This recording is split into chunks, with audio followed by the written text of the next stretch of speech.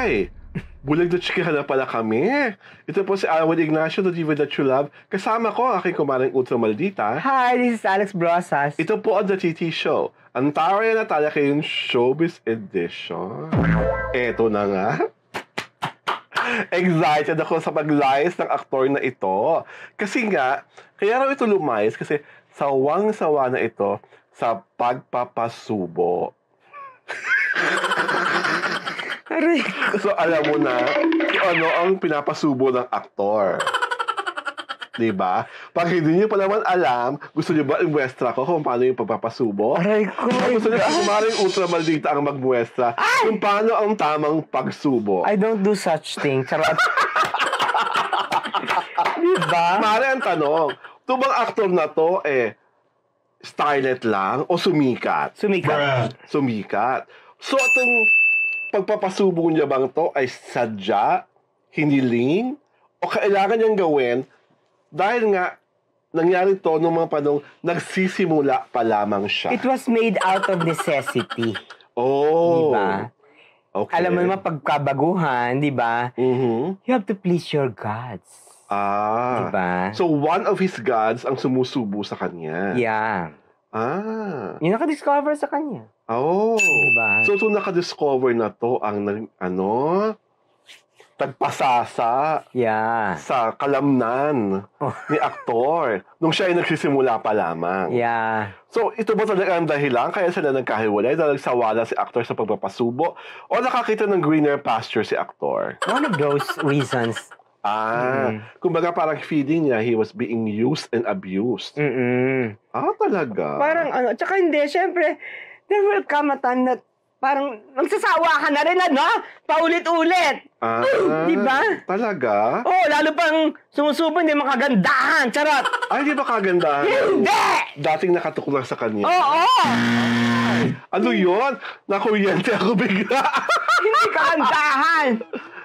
Pero ito ba naman ang actor na to? Kasubo-subo tayo. Ay, oo naman, my God! Primera klase. Ay! Beefcake kung beefcake. Oo! Hanky kung hanky. Oo! All of the above. All of the above. Kaya pala nung sumikat na ito, anong papasikat na ito, marami rin talagang nag-attempt at nag-tempt na siya ay maisubo muli. Yeah. At ang nakakaloka pa, kung totoo ang mga chika, ha, every time na papasubo tong si aktor, meron talagang kahindik-hindik na mga kapalit. Ay, syempre. Diba? Punlay lang ang puhunan. Ang kapalit ay... My God! Wag na, my God! Hindi nga namin bubuking kung ano mga naging kapalit ng kanyang punlay. Dahil giveaway na giveaway. Pag kung hinabi namin kung ano mga naging kapalit.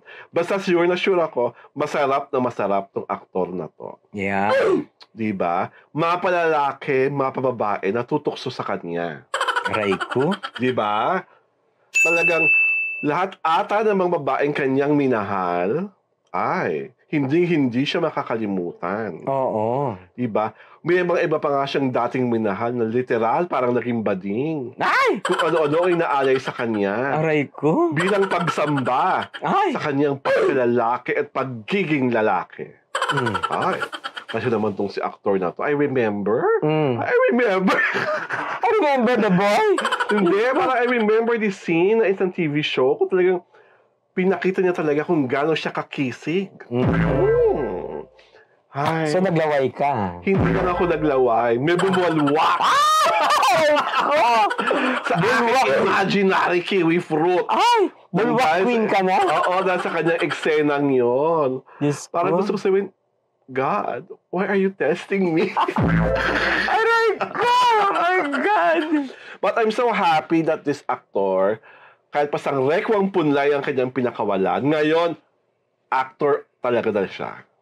Mahusay na siya, mahuhusay na mga proyekto niya, nakapagtrabaho na siya sa mahuhusay na mga direktor, at nakakapagbigay na siya ng tamang puso at sinseridad sa mga panghamong katauhan na kanyang ginagampanan. Noong usa rin naman, di ba, noong simula rin, parang na siya si Pao, di ba, na parang wala lang. Parang lang, bread trip. Pero eventually, yun lang ang maganda sa mga aktor na tulad nitong si aktor. Nagsisikap na humusay sa kanilang pag-arte. Na hindi lang talaga nakadepende to sa looks at sa katawan niya. Kasi alam niya, sooner or later, mawawala yung looks, mawawala yung kissing. Pero ang mag-i-stay, yung katotohanan na, uy, mahusay na yung umarte, bigyan pa natin ng maraming project. Mahusay naman siya talaga, umarte. Diba?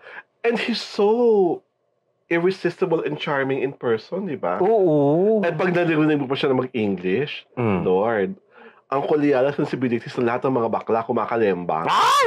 My God! Including you, charot! Yes! Diba? But not me, charot! Oy, ewan ko lang. Ewan ko lang ha. Basta alam ko nga, ang hirap niyang i-resist. Ay! Dahil nga, parang he's really something else. Ganon? Diba? Ikaw ba, pag yun ang humarap sa'yo at himuling?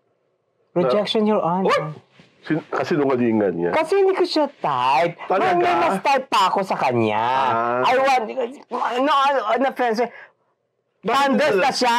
For you? In my standard, thunders na. Thunder siya ngayon. Eh kung nung bata siya. Ay, baka pwede pa. Nung bagong salta siya. Yun. Patay ka. Yeah, pwede. Pero if you're asking me now, wala na siya sa level of Charot! So for your level of deliciousness, di mo na ba? siya bet. Kaya sa akin yung ganyang edad niya ngayon, ay, bet na bet.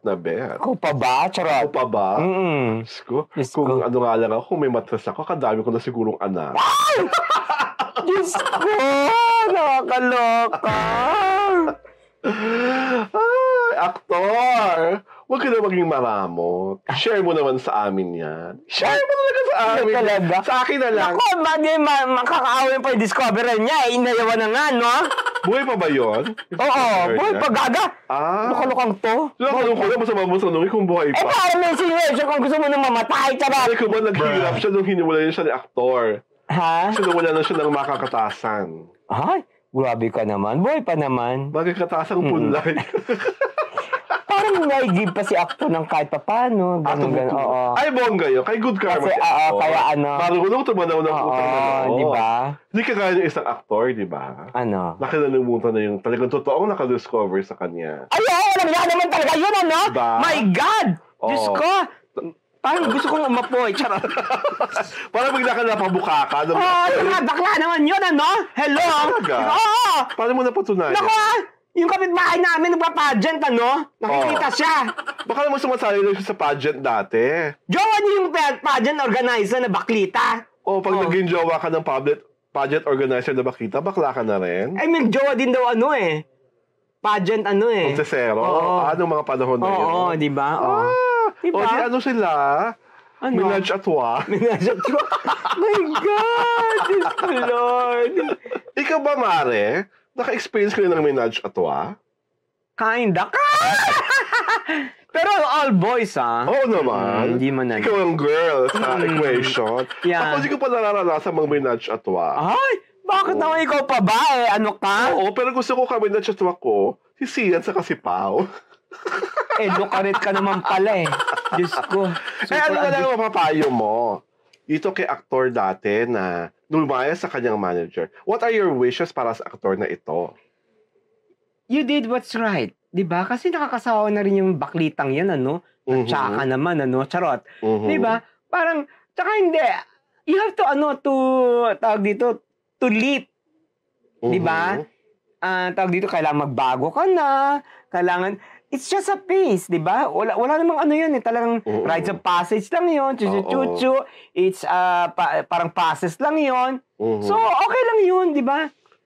At least you're on your own now. Oo. And that you're doing very well. Yun ang importante sa lahat. Yeah. At I guess as well, na siguro kung magkaibigan pa kayo ng manager na yon, at least you acknowledge him. Yun ang importante. Tumatanaw ka ng utang na loob. Kaya, clap, clap, clap, clap, clap para sa'yo, aktor. At dahil dyan, naway mag-subscribe ka at ang marami pang iba sa aming YouTube channel sa Diaryo Tirada. At syempre pa, sundan niyo po kami sa aming Facebook page at sa Diaryo Tirada Facebook page as well para nga hinding-hindi kayo maeskupan. Ito po si Alwin Ignacio, the diva that you love. Kasama ko ang aking kumaring ultra maldita. Hi, this is Alex Brosas. This is the TT Show, ang taray na talakayan showbiz edition.